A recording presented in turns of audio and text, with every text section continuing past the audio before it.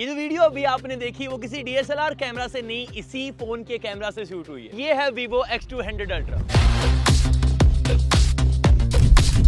इसलिए मैं आज इस फोन के साथ बाहर ही घूमने वाला हूं और आपको बताऊंगा कि इस फोन के अंदर आप क्या क्या कर सकते हो। और मे भी आपको ऐसा लगे कि ये कोई पेड प्रमोशन है, तो मैं आपको बता दूं कि हमने खुद पैसे देके इसे चाइना से मंगवाया। जब Vivo का X200 Pro आया था तो हम खुद सरप्राइज थे कि एक फोन का कैमरा इतनी कमाल की फोटोज कैसे ले सकता है। ये तो उसका भी बाप है। और बड़ी बात ये है कि एक कैमरा स्मार्टफोन होने के बावजूद भी इसके अंदर कमी ढूंढ पाना लगभग इम्पॉसिबल है। मतलब आप खुद सोचो, एक फ्लैगशिप स्मार्टफोन से आप क्या एक्सपेक्ट करोगे? एक फ्लैगशिप लेवल की डिस्प्ले, बहुत ही तगड़ी परफॉर्मेंस, बहुत ही तगड़ा प्रोसेसर, साथ ही में फ्लैगशिप लेवल के कैमरास, एक दिन से ज्यादा चल जाए ऐसी बैटरी और तगड़ा सा लुक। That's all. ये सारी चीजें हैं इस स्मार्टफोन के अंदर। तो कैमरा से पहले बाकी सारी चीजें देखते हैं। तो सबसे पहले अनबॉक्सिंग देख लो कि बॉक्स के अंदर आपको क्या क्या मिलता है। भाई ऐसा मिलता है Vivo X200 Ultra का बॉक्स। हमारे पास जो वेरिएंट है वो 16GB रैम के साथ है, 512GB स्टोरेज है। आपको मैं बॉक्स कंटेंट दिखाता हूँ कि इसके साथ और क्या क्या आता है।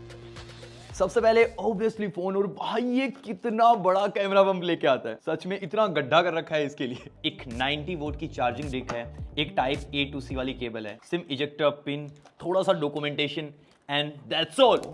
भाई ऐसा दिखता है ये फोन, और सच में ये ऐसा लगता है कि ये खुलने वाला है, इतना चौड़ा लग रहा है मुझे। और इस बार इन्होंने डेडिकेटेड कैमरा बटन भी दिया है। सबसे पहली चीज जो आप इसके अंदर नोटिस करोगे वो है इसका कैमरा बम्प। एक्चुअली ये कैमरा बम्प नहीं, बम्पर है। ये पहला ऐसा फोन है जिसको मैं ऐसे कॉन्फिडेंटली पानी के ऊपर खड़े होकर ऐसे लहरा भी सकता हूँ, फिर भी नहीं गिरेगा। एक बार इसको ध्यान से देखो, ये DSLR कैमरा के लेंस की कैप है। इसके ऊपर जो लाइनें बनी हुई है, हाफ पे लाइनिंग है, हाफ पे प्लेन है। सेम पैटर्न आपको इस फोन के ऊपर भी देखने को मिलेगा, और इसका कैप साइज भी इसके एग्जैक्टली सेम है। जब आप इसको सिंगल हैंड यूज करोगे तो आपकी उंगली इस कैमरा बम्प को टकराएगी और ये इतना कंफर्टेबली आप होल्ड नहीं कर पाओगे। अगर बात करें डिस्प्ले की तो इसके अंदर 6.8 इंचेस का एक एमोलेड डिस्प्ले है with 120 hertz high refresh rate. हाँ, कोई एंटी रिफ्लेक्टिव कोटिंग वगैरह नहीं है, लेकिन फिर भी कलर्स बहुत ही कमाल के आते हैं। इवन ये अभी फुल ब्राइटनेस पे है और मैं सूरज के बिल्कुल सामने ही खड़ा हूँ, फिर भी सब कुछ विजिबल है। अब पहले एक बार आप इसके स्पीकर सुनो।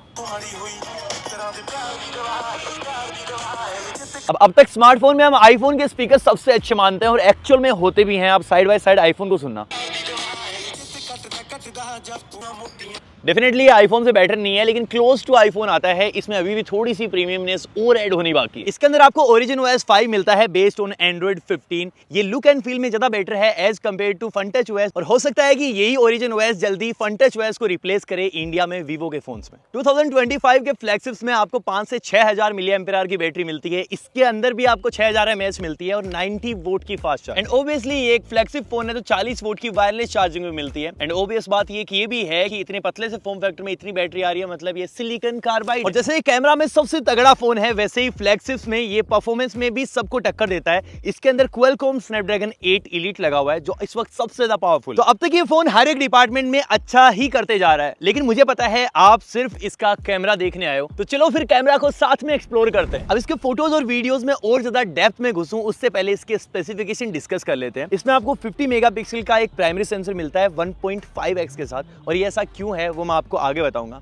50 मेगापिक्सल का अल्ट्रा वाइड है और 200 मेगापिक्सल का टेलीफोटो सेंसर। तो सबसे पहले आप इसके मेन कैमरा की फोटोज को देखो, उससे आपको समझ में आएगा कि कितना ज्यादा यूनिक है। तो पहले एक नॉर्मल फोटो लेते हैं। साइड में मैंने iPhone 16 Pro Max रख लिया है, जिसमें 24mm का प्राइमरी लेंस आता है। अब दोनों से साइड बाय साइड पिक्चर लेते हैं। अब यहाँ Vivo में आप नोटिस करोगे कि सब्जेक्ट थोड़ा सा फोकस्ड है, ऑल्सो यहाँ पे ज्यादा आपको डिटेल्स दिखाई दे रही होंगी। बैकग्राउंड को भी बहुत अच्छे से ब्लर किया है एज कम्पेयर टू आईफोन, लेकिन ये कोई पोर्ट्रेट फोटो नहीं है, एक नॉर्मल फोटो है। और ऐसा इसलिए हो रहा है क्योंकि Vivo का फील्ड ऑफ व्यू काफी कम है किसी भी दूसरे फ्लैगशिप फोन से, और इसको मैं आपको और अच्छे से समझाता हूं। इसके लिए आप मास्टर क्लासेस में आ जाइए। सबसे पहले 14mm, जिसको हम बेसिकली अल्ट्रा वाइड कहते हैं, और ये 0.6x में हमको मिलता है। और उसके बाद है 24mm, जो बेसिकली स्टैंडर्ड होता है 1x मेन लेंस। उसके बाद आएगा 35mm, जो बेसिकली 1.5x है, और ये मोस्टली टेलीफोटो कैमरा में यूज होता है। अब जैसे जैसे mm नंबर बढ़ता रहेगा, 84mm, 100mm, वैसे वैसे सब्जेक्ट और ज्यादा जूम होता रहेगा। हमारी जो ह्यूमन आईज होती हैं वो ऑलमोस्ट 50mm पे सेट होती हैं। लेकिन अब सबसे बड़ा सवाल ये है कि जब सारे ही स्मार्टफोन कंपनीज इसको मेन कैमरा बना के देती हैं, तो Vivo इस टेलीफोटो को अपना मेन कैमरा क्यों बना रहा है? अब देखो, जितनी भी डॉक्यूमेंट्री या फिर मूवी शूट होती हैं उसमें 24mm से ज्यादा 35mm को कंसीडर किया जाता है, और Vivo बेसिकली आपसे यही चाहता है कि आप इनके कैमरास से मोस्टली डॉक्यूमेंट्री या फिर पोर्ट्रेट फोटोज लो। और नॉर्मली जो 35mm पे फोटोज ली जाती हैं उनमें बैकग्राउंड ब्लर ज्यादा अच्छा होता है, सब्जेक्ट पे लाइट ज्यादा होती है, क्योंकि 35mm पे कंपनीज के लिए अपर्चर ज्यादा देना पॉसिबल हो पाता है, जिससे सब्जेक्ट पे लाइट ज्यादा जाती है।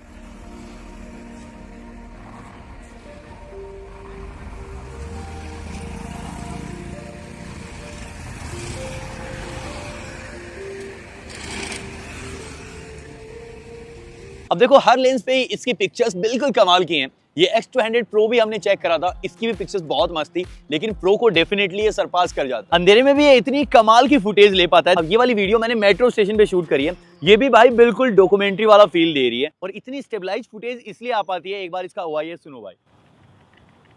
और वीडियो लेते वक्त भी आप नोटिस करोगे कि इसकी वीडियो में लगातार एडजस्टमेंट्स होते रहते हैं, क्योंकि इसके अंदर 2 डेडिकेटेड चिप लगी हुई हैं, VS1 और V3+, जिनका काम ही यही है। डेफिनेटली जो आउटपुट निकलेगा उससे आप भी हैरान होने वाले हो। इस पेड़ पे बहुत सारी चींटियां दिख रही हैं, एक बार इसकी क्लिप रिकॉर्ड कर। आप इससे कोई नॉर्मल फुटेज भी रिकॉर्ड करोगे तो ऐसा लगेगा कि आप डिस्कवरी में वाइल्ड लाइफ फुटेज रिकॉर्ड कर रहे हो। लिटरली मैं जितना चींटी पे जूम करते जा रहा हूँ उसकी डिटेल्स बढ़ती ही जा रही है। और ऐसे ही मैंने एक अभी गिलहरी की वीडियो ली है, उसमें भी आप सेम चीज देख सकते हो। और वीवो के फोन जाने जाते हैं अपने बेस्ट पोर्ट्रेट फोटोज के लिए, और ये आज तक का उनका सबसे अच्छा प्रोडक्ट है जिसमें सबसे अच्छे पोर्ट्रेट्स आप ले सकते हो। और लिटरली हमने भर भर के पोर्ट्रेट्स लिए हैं, DSLR वाली क्वालिटी आपको यहाँ पे मिलती है, आप रिजल्ट्स खुद देख सकते हो। और अब जब इतनी कमाल की वीडियोस बनेंगी, आप रेजुलेशन तो वैसे ही नहीं पूछने वाले, लेकिन फिर भी आपको बता दूं ये 8K 30 FPS पे रिकॉर्ड कर सकता है और 4K में 120 FPS। और अब इसके जूम को दिखाने के लिए हमने अपने टीममेट को वहां उतनी दूर भेज रखा है। सबसे पहले iPhone 16 Pro Max से ट्राई करते हैं। उसने हाथ में कुछ तो पकड़ा हुआ है, मुझे नहीं पता, आप कमेंट करके बताओ क्या हो सकता है। अब iPhone ऐसी कुछ पिक्चर्स ले पाता है मैक्सिमम जूम पे। और अब वही चीज 200 अल्ट्रा से ट्राई करते हैं। अब साइड बाय साइड देखो कि ये कितना क्लियरली दिखा पा रहा है, और नॉट ओनली ये मैगी दिखा पा रहा है, इंसान की शक्ल भी यहाँ पे क्लियरली दिख रही है कि कौन खड़ा है। अब उसने कुछ तो और चीज पकड़ी है, मुझे नहीं पता क्या है। S25 अल्ट्रा से ट्राई करते हैं। और अब वही सामान X200 अल्ट्रा से देखते हैं।